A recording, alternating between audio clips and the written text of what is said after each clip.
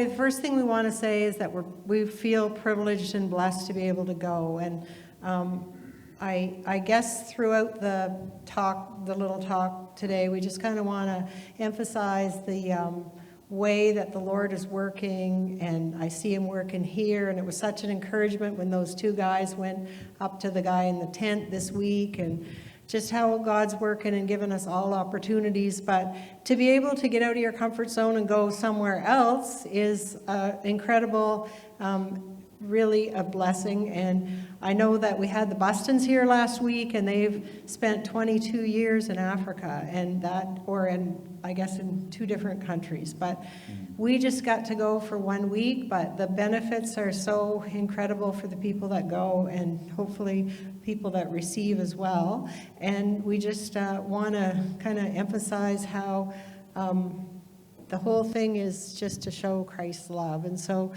we were able to go through the organization Life Aid, so you can find it online, lifeaid.com. Life Aid with a Y. LYFE, aid. And so their whole purpose is to enrich the lives of children and adults by providing medical services and support for this one school in the Dominican in Sosua. It's the Colegio Evangelico Asher in the Dominican. So you'll see pictures of that school later, and probably some of you here would have been to that school that have gone on this trip before and know like kind of the story of that. But it's, as you see, it's a land of incredible beauty, but there's a lot of poverty too. And so we just wanted to kind of give a little view of what we did, not what we did, what God's doing over there in that area. And just because you guys have been a part of it for the last quite a while. One thing about going on mission trips is you just develop that passion to go, and I just love going to the Dominican. I love the Dominican. I love the people. I love the language, even though I can't speak it. So there's many people struggling, as I said, to provide for their basic needs, but in the midst of that, there's also the places where people can go, the tourist destinations, and that's one of their main things is tourism down there. So where we were and where we stayed, it was very scenic. Yeah, so this is where we stayed. This resort is where we stayed basically whenever we've been there, I believe, or 6 out of 7 trips. I haven't gone as many times as Betsy, but where were we in the Dominican? Well, we're around Sosua, which is probably about a 10-minute drive from Puerto Plata. Puerto Plata is one of the main cities in Dominican. It has an airport. It's very scenic driving in. You're driving over the water in the airplane, and then you come to land, and you got the mountain ranges. It's very beautiful that way, but that's kind of where the setting is for where we were. And I'll say right now, when we were there, we didn't go very far from where we were based out of the resort. Probably a half hour, 45 minutes. So some other times they've gone for like 2 or 3 hour drive, but this wasn't quite as long. So, and just for context, Sosua has a population of about 57,000 people. So I was walking just outside the school, and I saw this, and it's not uncommon. Everywhere you go down there, there's barriers. There's cement barriers, there's barbed wire, there's bars on windows. It's just kind of a common thing down there, and it just got me thinking, and that's why I took this picture and included it about the things that divide us. And not just in the Dominican, but everywhere. Here as well in Canada, we're divided by so many different things. We're divided by our country of origin and our family of origin, our access to food and water that are clean and able to be taken in, our health care resources, our employment, our access to the gospel of Jesus Christ as well. So it just spoke to me that there's so many people with so many barriers, and we're hoping just by going that we might be able to kind of tear down a few of those barriers. So it's been a trip that's been going on, except for a few years during COVID, since 2008. And this is, I guess, my 7th time of being down there. But just by the way, there are quite a few churches down there. They're mostly, the ones we saw were mostly Baptist and Pentecostal, but there are quite a few churches. and we're networking with the local pastors and churches in these clinics. So some of these pictures that are coming up are just for information's sake, kind of some of the houses and living conditions in the poorer villages. So this year, the week that we were in, like Lawrence said, was shorter trips, but there were 2 Haitian villages that we went to. So this would be typical in the Haitian villages. You can see most people have some kind of animals like chickens, pigs, that There's kind of chickens thing. in this slide. There are chickens. You see them? Yeah. You can note the water supply in the next slide to their homes there, the barrels that are on the ground and sometimes they're on the roofs, and so that's provided fairly good water to a lot of the communities that used to just drink out of the ditches and stuff, so that's reduced a lot of the medical problems, so things are coming along pretty good. So the focus of this trip, basically what we were involved in the medical mission part, where we go and we set up clinics in different communities. And I know many of you have already heard this, but there are a few that haven't. That's what our little spot was in this mobile medical clinic. You see the truck, that's a rented truck. It's very practical. You can get probably, 10 or 12 people in that, besides a bunch of supplies. And this picture doesn't show it very well, but there are a bunch of bear boxes in the front, which Betsy will talk about later. Basically things that contain medicines and supplies in the front. And it's kind of a waterproof thing if you need. There's even curtains that go across to help keep most of the water out. So there is that. And there's basically, you see this slide here. I don't know if you can tell the red truck there. It's a Coca-Cola truck. So wherever you go in the world, usually you'll see, when I took the picture, I didn't even notice the Coca-Cola truck. I was taking a picture of the three-wheeler, basically, that you see going up and down the roads here, only a different variety.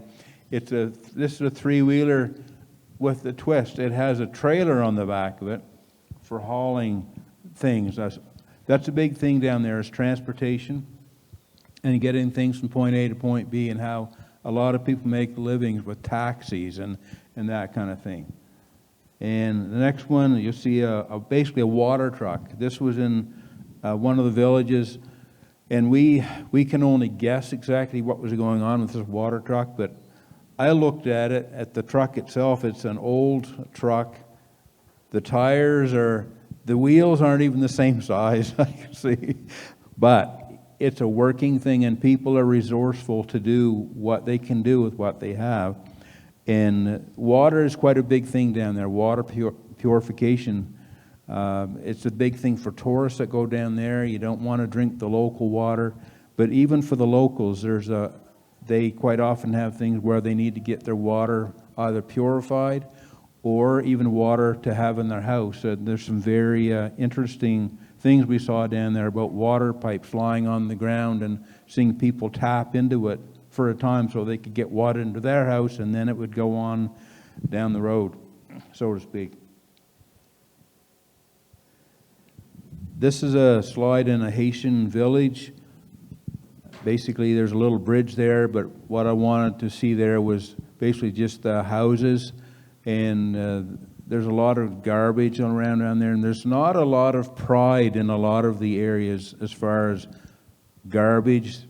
Sometimes garbage is just thrown out. There's not a very good system for collecting garbage and that type of thing. But I just thought I'd point that out. This little village here had a big flood, I think it was last year, and so that little canal filled right up, and Sandra was saying the kids were jumping off the sides of the little bank there and swimming in the water. Anyway, we wanted to talk a little bit about the clinics, and so a lot of you will probably recognize Sandra and Bob Allaby, or at least Sandra, because she's been here to our church. So back in 2008, Alan Muzerall was here to speak, to fill in one Sunday, and he said, I am going on a medical mission trip in November with Ambassadors for Christ. And so I met him right at the back door and said, Alan, I am going with you. And so that was kind of the start. And Bob and Sandra were there that year. This was the first endeavor to the Dominican from this particular group. And Sandra has a real heart for God, a heart for missions, and she listens to the Holy Spirit, what he has to say to her.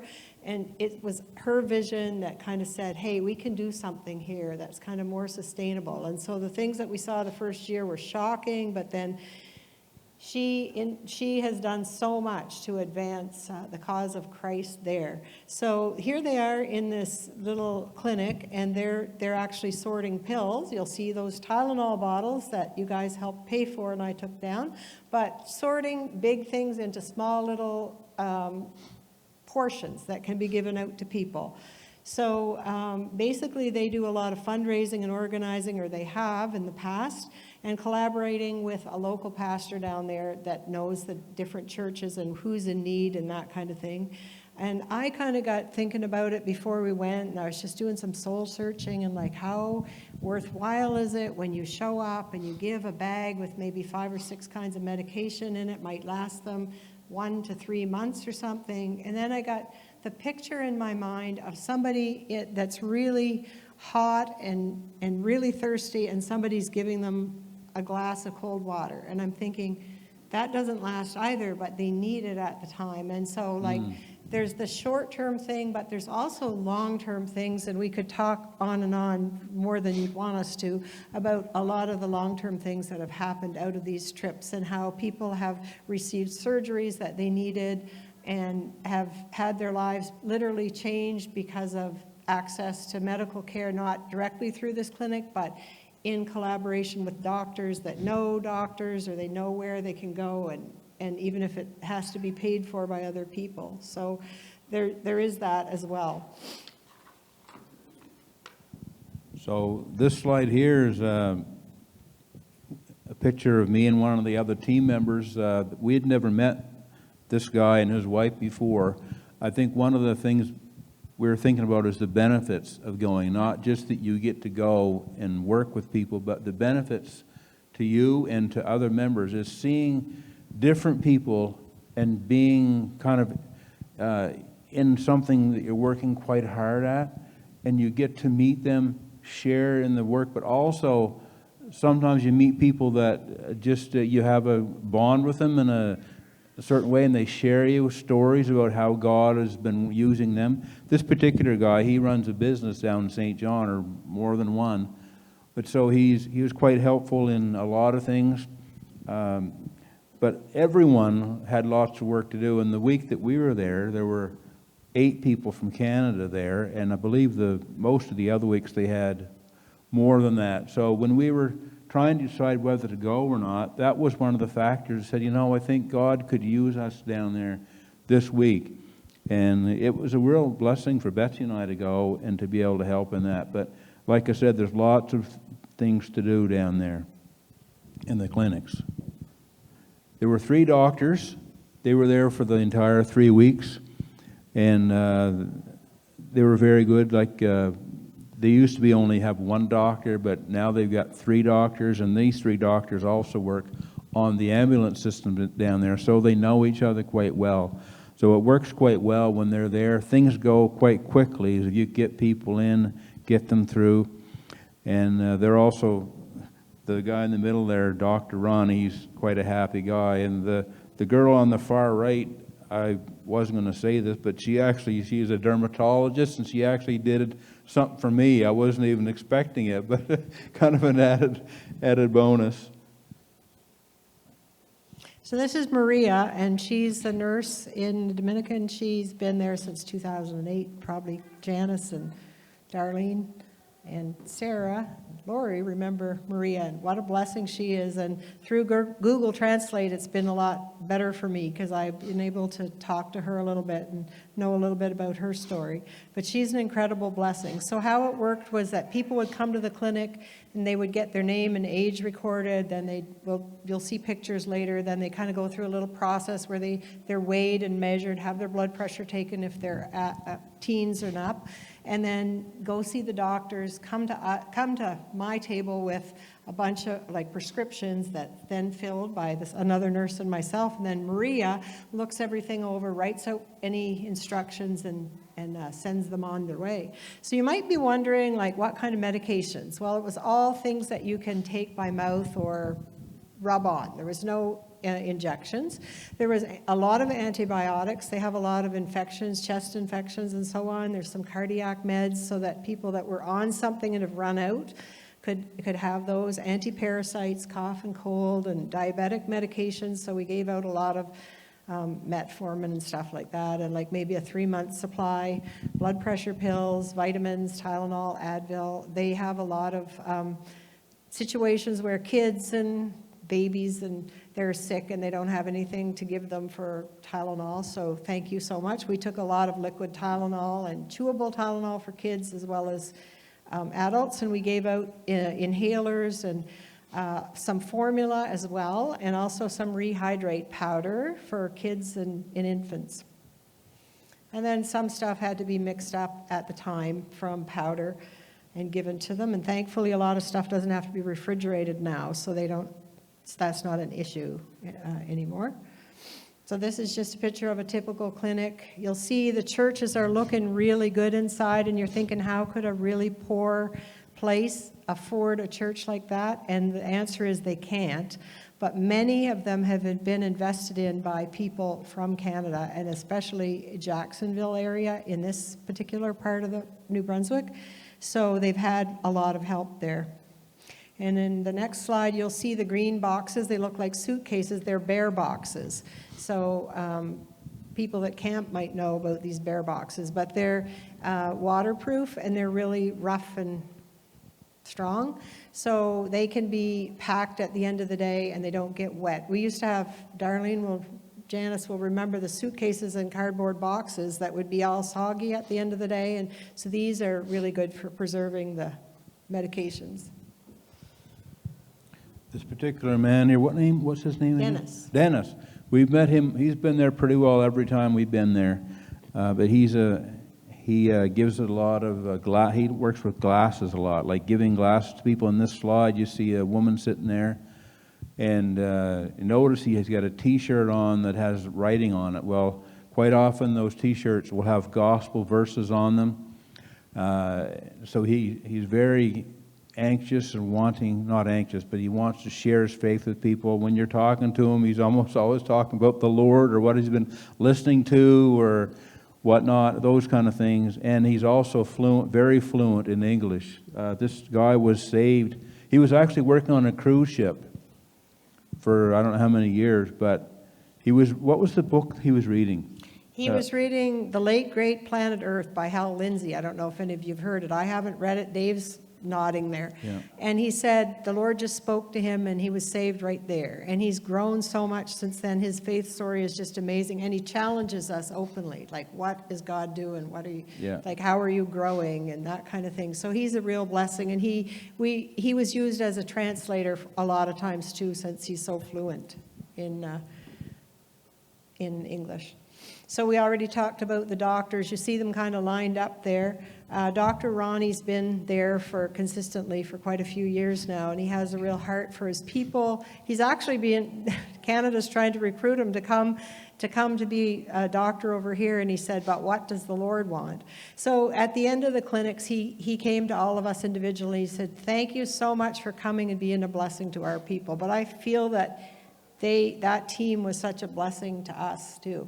So the next slide just talks about, you can see the gentleman there checking in and getting his weight and stuff like that done. And the next slide shows just a tiny little bit. I didn't get really good pictures because I was so busy over at the other table. I didn't get many pictures this year, but this is just a little sample of what would be given out. This is a footwear section, but there was another section with toys and games, just little things. There was quite a few clothes. There was some diaper cream and that kind of thing given out as well.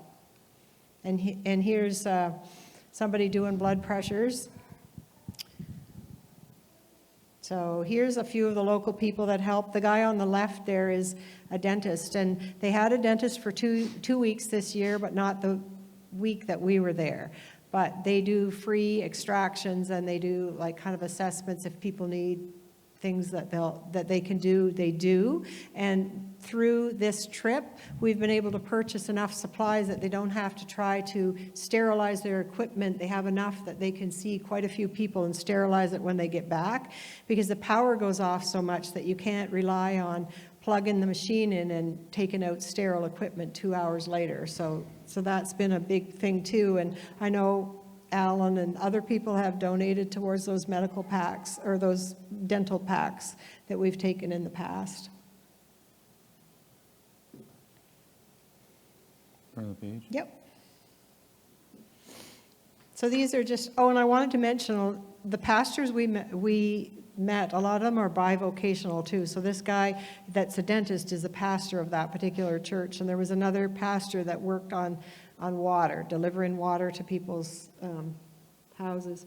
So here's just a few. We'll zip through these pretty fast. Just people with their treasures as they went out. Just the smiles and just being a blessing to those people, even if it's just a small little thing, was a blessing to us. So, yeah. And then this little girl here it was just pouring rain most of the time, pretty much 90% of the time we were there. And this is a little girl at a Haitian village, and she just kept moving over, and then she like put the umbrella up over me, and we're standing there, couldn't say a thing to each other, but anyway, it's just, and I just wanted to bring up about her hat. I don't know if you can see it really clearly there, but somebody had donated, some ladies group had knit a bunch of hats, and they're like winter hats. And this is the Dominican, like the week before it had been in the 40s over there, the low 40s. But it was rainy the time we were there, so the temperature was probably low 30s or high 20s. So to them it was cold. So those hats just went like wildfire, like, can I have a hat, a hat, a hat? So that, you just never know, I guess. You've already seen some pictures of the houses and place where people live, but when you look at this power pole, Alan, I thought you'd have a particular interest in that, Alan. Those little round things down on the pole, they're power meters. So here in Canada, basically you have a power meter, it's going on your building or whatever, but here a lot of them are just right on the pole. And in this one community, it was crazy. We were going down through between houses, and I saw these little white pipes going. It's like small PVC, and in them they got electrical wires in them, and they're just kind of going through the trees and anywhere, and they're going this way and that way, and the power goes out. Betsy mentioned that. The power goes out a lot of different times down there in the community or wherever you are. In the church, sometimes you're there in the church, and they have these nice fans set up, but then the power goes out and it's suddenly very hot. But the week that we were there, it was actually fairly cool. We had a lot of rain, but that was kind of a bit of a downer in some ways, but it really helped us in the clinics because it made it so it wasn't nearly as hot. But I just wanted to see the shot of the infrastructure there. Lawrence is always looking up at poles and wires for some reason, I don't know why. This is a Haitian village, and the day we were there, it was pouring rain, and there was a little stream going right down there, and right through, like around buildings and through that red one there. So they don't have very robust housing. Here's just was a popular thing. We had a really limited supply of marbles, and those were a hot item. So if we ever go again, we'll be collecting marbles, I think. Then another few we're going to just zip through. Typical home in the country. And then a little store, and there's amazing what they pack into those stores, and you can use even Canadian money if you need to over there. So many people there, like here, need help, but the difference is their lack of resources. They don't have social programs too much. They do for immunizations for things like TB and HIV, but not for everything. So this gentleman sits outside the supermarket and hopes that somebody will pass him a few pesos on their way out. And the next one is a prayer time at the end of the very last clinic. That's not a great picture, but it just basically was so God-honoring to just have people praying in English and in Spanish and just like praising the Lord and praying and worshiping, really. It was just amazing to see that, and how Christ is working in that area down there in the Dominican. And again, this was some of the team for the last week. And teams are built, and they recognize differences, strengths, giftings. Sometimes people would do different roles. I think this one time, well, sometimes you would run into trouble physically, okay, down there. You have an upset stomach or something. Remember the one time the guy that was doing the blood pressures, he was not having a good day. So the way that it was lined up was that basically they'd come in to either do the blood pressures first or the weights and measures. And so usually it was the weights and measures first, like take heights and take their weights, and that was a challenge in itself. But it was kind of fun. But what I'm trying to say is the guy that's doing the blood pressures, a couple of different times, he basically had to leave. I'd look over and his chair was empty. Well, then I noticed that Sandra, she would come from she came from way over where she was. She'd come over and sit down, and she would fill in there for a while. But she wasn't quite as fast as Jamie. But the thing is, if the line gets backed up, then the doctors don't see anybody. So you need somebody to fill those things and have the blood pressure taken or whatever it is. And we all did different things. Like I basically did the same thing all week, which is kind of, it fit my role. It fit what my gifts were. I'm not a medical person or whatever. I don't do blood pressures. But the point is, different They gifts. assigned him to footwear. I think you had to do footwear one day in addition, and he got fired from that pretty quick. He just couldn't deal with all the people. But we're showing you these pictures, and there's no audio. It's really crazy sometimes when you're there, and those of you who've been there, it's sometimes very loud.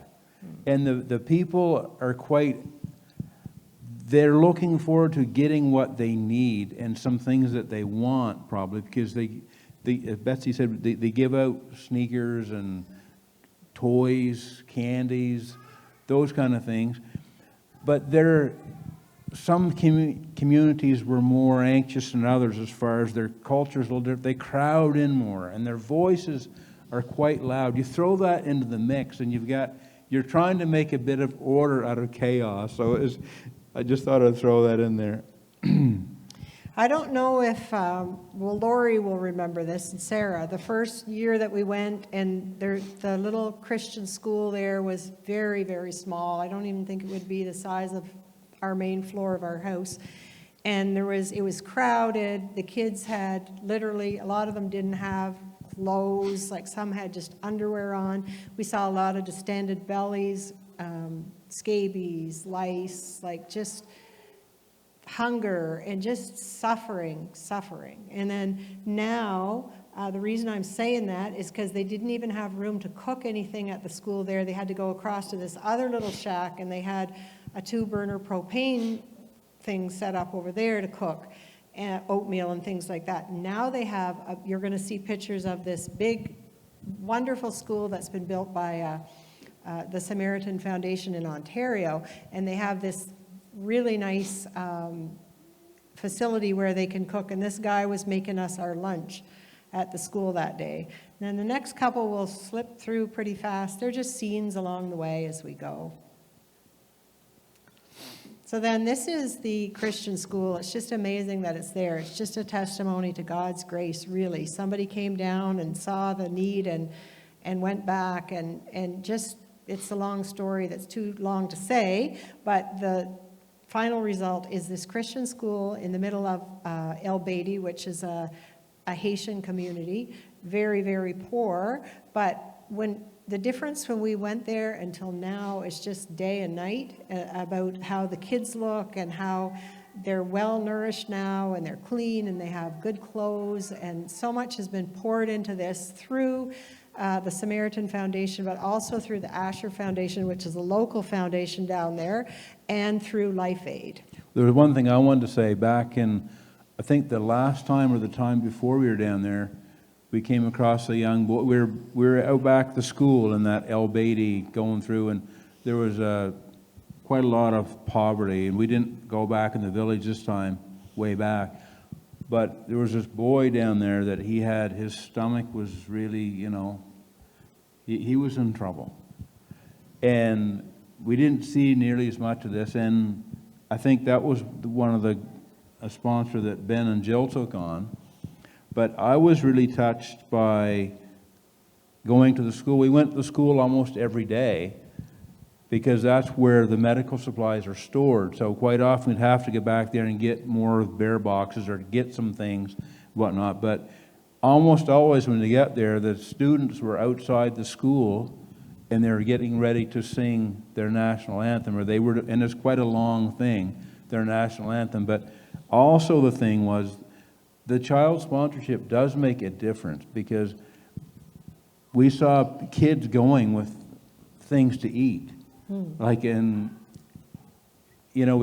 just touched me that, this sponsorship thing, it does make a difference.